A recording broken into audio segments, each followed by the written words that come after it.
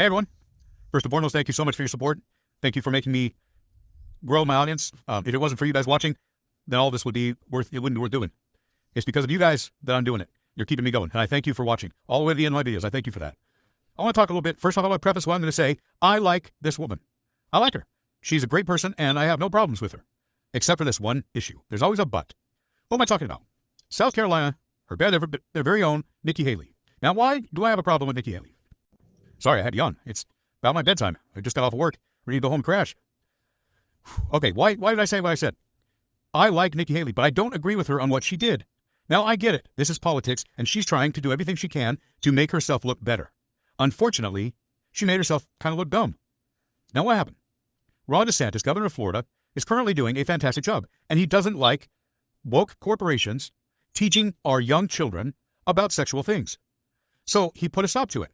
And one of the things that he did, Walt Disney, back in the early, 1950s, 60s, 70s, somewhere in there, they got special permission to do certain things in Florida that were completely against the norm.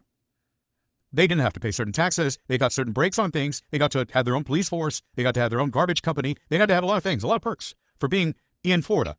That's why Disney World was built in Florida, is because they got all these special privileges. Well, after 70 years of having these special privileges, Ron DeSantis looked at it and said, wait a minute.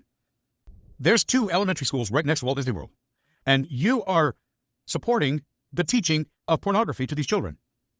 And you are supporting drag shows and other things to these kids. And Walt Disney World is sponsoring the training of teachers in this woke ideology, this woke agenda. So Ron DeSantis said, no more. No, you are not going to influence our children like this. You are not going to continue to destroy the lives of young people with this whacked out Marxist ideology. So he put a stop to it. Nikki Haley made a statement the other day where she said, and I quote, "Bring your dollars and your business to South Carolina. We would love to have you here." Close quote. She did not stand up against the woke culture. She did not stand up for it. She tried to make herself look better in inviting Disney to South Carolina. She tried to make herself look better than Ron DeSantis because she's running for president.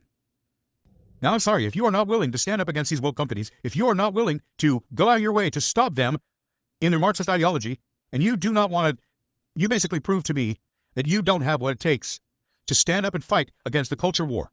You don't have what it takes to fight against these woke companies. So as far as I'm concerned, I like Nikki Haley. I think she's a fantastic human being. But I honestly do not believe I can support her for president of the United States based on the fact that she's not willing to fight the culture war. She's not willing to go to battle for our children. She's not willing to defend the sanctity of youth and the innocence of children. And that's all I got to say.